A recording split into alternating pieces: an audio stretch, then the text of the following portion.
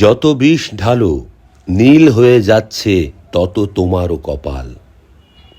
ছুটছি তাই দেখে পথটিও স্থির, মুখেতে রক্তের দাগ টাটকা স্বজাতির।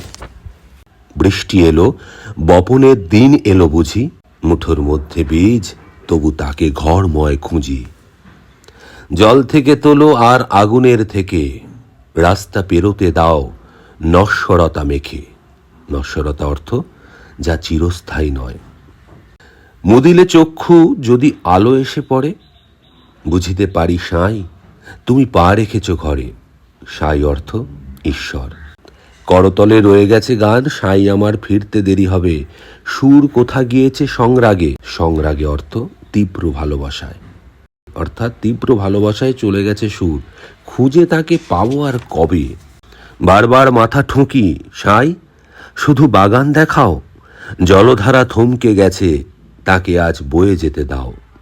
সে এক এমন কারিগর তৈরি করেও ভেঙে ফেলে 5 মহলা ঘর। নমস্কার, শুরু করছি জিতুস শেয়ারিং, নতুন একটা অডিও ভিডিও।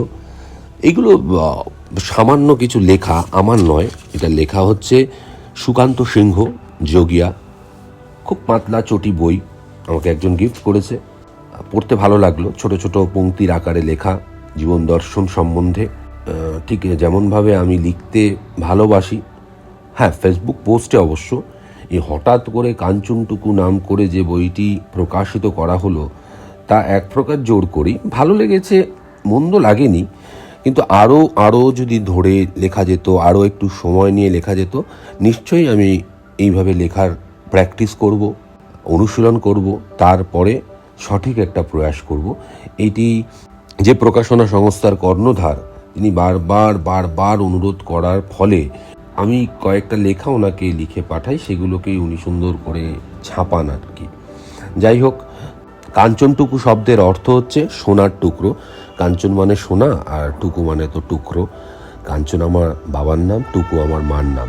সেখান থেকেই এই নামটা আমার মাথায় এসেছিল। যাই হোক, এই বইটিকে এত পাত্তা দেওয়ার কিচ্ছু নেই। এটা একটা সামান্য পুঁথি বলতে পারেন, এবং আমি প্রকাশনা সংস্থার কাছে অসংখ্য ধন্যবাদ জানাই যে তারা এই ধরনের খারাপ পুস্তককেও জায়গা দেয় তাদের শোকেসে। আজকে খুব বেশি গাঢ় কথা বলবো না, আজকে পত্র পাঠও করব না, আজকে প্রশংসা নিয়ে কিছু কথাবার্তা বলবো। দেখুন, আমি যে বিশ্বাসে বিশ্বাসী সেটা আমি আগেই বলেছি যে মানুষকে ছোট করা, মানুষকে নিচু দেখানো, সেটা একদম আমার ধর্তব্যের বাইরে। সেটা নিয়ে আমি কখনোই প্রয়াসও করি না, সেটা নিয়ে কখনো ভাবিও না। তবে হ্যাঁ, কখনো কখনো তো নিজেকেও প্রমাণ করার তাগিদ থাকে, তখন হয়তো ফ্রন্ট ফুটে আসতে হয়। কখনো ওই যা হোক, ক্রিকেটের ভাষায় যে স্টেপ আউট করে 6 মারতে হয় বা 4 মারার চেষ্টা করতে হয়, সেই রকম তো করতেই হয় জীবনে। অন্যায়ের প্রতিবাদ তো করতেই হয়, সেটা কখনো কাউকে ছোট দেখানোর জন্য নয়। কিন্তু প্রশংসা এমন একটি জিনিস যা চিরস্থায়ী থেকে যায়। দেখবেন, একটা মানুষকে আপনি গালি দিয়ে, একটা মানুষকে ছোট করে যত না আনন্দ পেলেন, একটা মানুষকে প্রশংসা করে তার থেকে অনেক বেশি আনন্দ পাবেন। যারা প্রশংসা করেন না তাদের উদ্দেশ্যে বলি, তারা হয়তো মনে মনে করেন, কারুর কাজ দেখে, কারুর কোনো দৃষ্টান্ত দেখে আপনি ভাবলেন বাহ, খুব সুন্দর করেছে তো, কিন্তু মনে মনে বললেন, মুখে বললেন না। এই মুখে না বলাটা আপনার ভেতরেও কিন্তু কোথাও কুণ্ঠাটা রয়ে গেল যে আপনি প্রকাশ করলেন না। আপনি কেন সততার সঙ্গে তার কাছে গিয়ে বলতে পারলেন না, দারুণ কাজ করেছো, দারুণ লেগেছে, এবং তুমি আরও ভালো কাজ করো। সেটা ছোট হোক বড় হোক, যে কোনো কাজ, সেটা ছোট জোন হোক বড় জোন হোক, এটাও খুব ইম্পর্টেন্ট, খুব জরুরি। ছোট হলেও তাকে প্রশংসা করুন, বড় হলেও তাকে প্রশংসা করুন, সমবয়স্ক হলে বন্ধুর মতো করে প্রশংসা করুন। শরদিন্দু বন্দ্যোপাধ্যায় অনেকে পড়েছেন, তার লেখা পড়বেন, দেখবেন প্রচুর জায়গায় মানুষকে প্রশংসা করার কথা উনি বকলমে উল্টো করে একটু বলেছেন। দেখুন, কবি, লেখক, ঔপন্যাসিক, গল্পকার, এরা তো সরাসরি কথা খুব কম বলেন। তারা নিজেদের ভাবনাগুলোকে প্রকাশ করেন একটু ইনডিরেক্টলি, একটু পরোক্ষভাবে। সেইখানে তারা বারবার এই প্রকৃতিকে প্রশংসা করেছেন। বিভূতিভূষণ তার প্রত্যেকটা উপন্যাসে, আমি প্রত্যেকটাই বলতে পারি, প্রকৃতিকে এত সম্মান জানিয়েছেন।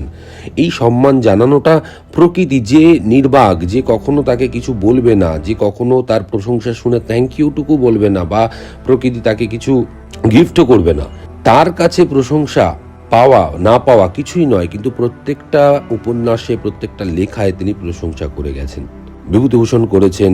আমি বিমল লাট বলে একজন নাট্যকারের বই পড়ছিলাম, তিনিও থিয়েটারের স্টেজকে প্রচুর প্রশংসা করেছেন। থিয়েটারের স্টেজ কিন্তু তাকে প্রশংসার পরিবর্তে তাকে প্রশংসা করেছে অথবা তাকে থ্যাংক ইউ জানিয়েছে এমন নয়, জীবন্ত মানুষকে তারা প্রচুর প্রশংসা করেন। শাহরুখ খান স্যার প্রচুর প্রশংসা করেন মানুষের, তার স্ত্রীর প্রশংসা করেন, তার সহ অভিনেতাদের প্রশংসা করেন, তার প্রডিউসারদের প্রশংসা করেন, অন্য কাজদের প্রশংসা করেন। দেখুন, প্রশংসা করা এমন একটা শক্তি যা শক্তিশালী মানুষের একটা সংজ্ঞা হতে পারে। ভালো হলে প্রশংসা করুন। অনেকে আবার আছেন যে মিথ্যে প্রশংসা করছেন, খারাপ সেটাকে খারাপ না বলে প্রশংসা করে দিচ্ছেন, তার ফলে সেই মানুষটি কিন্তু বিপথে, মানে অন্য জায়গায় অন্য পথে চালিত হবে। সেইটা কিন্তু ঠিক নয়, আমার মনে হয় সেটা ঠিক নয়। সেটা আপনি পথে চালনা করার জন্যই কি করলেন, সেটা তো কূটনীতি। সেটা আমি জানি না কি করে মানুষ করে থাকে, মানুষই তো করে। তাই প্রশংসা করুন, প্রচুর প্রচুর প্রশংসা করুন, মানুষকে সাহায্যের হাত বাড়িয়ে দিন যতটুকু পারবেন। আজকে আপনারা যেভাবে সাহায্যের হাত বাড়িয়ে দেন আমার হাত থেকে সাহায্য করানোর জন্য, সেই অর্থের পরিমাণ যে পরিমাণ দাঁড়িয়েছে তা অকল্পনীয় আমার কাছে, এবং ইনক্রেডিবল একটা জিনিস হতে চলেছে, এবং সেটা হবেও। সেটা একটু এই কাজটি করছি, এই ছবির কাজটি শেষ হবে, সমস্ত কিছু যখন একটু আমাকে হালকা জায়গায় যেতে দেবে সমস্ত কিছু থেকে, তখনই আমি এই জিনিসটার উপর কনসেন্ট্রেট করে আপনাদের সামনে একটা দারুণ জিনিস উপস্থাপন করব বলে আমি মনে মনে ভেবে রেখেছি, এবং তার সঙ্গে অনেককে জড়িত করতে পারবো বলে আমি আশা রাখি। আপনাদের প্রত্যেকটা চিঠি আমি পুঙ্খানুপুঙ্খভাবে পড়ি। প্রচুর মানুষ বলেন চিঠি শেষে যে আমাদের চিঠি আপনি পড়বেন না, তাদের চিঠি কিন্তু পড়া হয় না। যেমন শুধুমাত্র বলতে পারি, ইউএসএ থেকে একটা চিঠি আমার কাছে এসছে, আপনাকে জানান দিলাম, এবং আপনি শেষে লিখেছেন এই চিঠি তোমার কাছেই রেখো, জিতুস শেয়ারিংয়ে বলো না। তো আমি বলছি না, কিন্তু প্রচণ্ড মনোগ্রাহী। সেই চিঠির মধ্যে এমন কোনো বক্তব্য নেই যেটা সবার সামনে বলা যায় না, কিন্তু তৎসত্ত্বেও তিনি যখন অনুরোধ করেছেন অত দূর থেকে লিখে যে এই চিঠি পড়বেন না, আমার মনে হয়েছিল এই চিঠি পড়লে অনেকে ইন্সপায়ার্ড হবেন ভালো কাজের জন্য। উনি প্রচুর ভালো কাজ করেন, ভালো মনের একটা মানুষ। উনি বলতে বারণ করেছেন, তাই আমি বলতে পারছি না। আজকে পত্রপাঠ রাখিনি এই কারণে, যাতে ব্যাপারটা বোরিং না হয়, ব্যাপারটা মনোটোনাস না হয়ে যায় যে প্রত্যেকটা এপিসোডেই তো ওই পত্রপাঠ হবে অথবা প্রশ্ন উত্তর পর্ব হবে। নিশ্চয়ই প্রশ্ন উত্তর পর্ব আমি পরের পর্বে করব, আরও নতুন নতুন ইন্টারেস্টিং জিনিস নিয়ে আসবো, কাজ নিয়ে কথা বলবো। তবে আজকে ছোট্ট ভিডিও করলাম শুধু প্রশংসাসূচক কথাবার্তাগুলো যাতে মানুষের কাছে ছড়িয়ে দেওয়া যায়। যারা আপনারা মা বাবা এই অডিও ভিডিও শুনছেন, আপনারা আপনার সন্তান সন্ততিকে প্রশংসা করতে শেখান। বিশ্বাস করুন, এই প্রশংসা কিন্তু একদিন তাকে অনেক দূর মাত্রায় নিয়ে যাবে। সে কিন্তু সমাজের বুকে একজন শক্তিশালী মানুষ হিসেবে, শক্তিশালী মানে তো শুধুমাত্র তার বাইসেপ হবে, ট্রাইসেপ হবে, প্রচুর বড় চেহারা হবে এমন নয়। শক্তিশালী মানুষ দূর থেকে দেখলে বোঝা যায় যে তার চারিপাশে একটা অরা আছে, যে অরাটা পজিটিভ অরা। এই পজিটিভিটির মধ্যেও কিন্তু একটা মূলধন হচ্ছে এই প্রশংসা। যদি আপনি সঠিক জায়গায় সঠিক প্রশংসা করেন, মানুষ আপনাকে অন্যভাবে দেখবে, মানুষ আপনার কাছে আসবে, মানুষ আপনার কাছে অ্যাট্রাক্টেড হবে। এটা কিন্তু মানুষকে আপনার কাছে রাখার আরেকটা সুন্দর উপায়, যে আপনি সঠিক প্রশংসা করেন, সঠিক ওপিনিয়ন দেন, মনোযোগ সহকারে কথা শোনেন।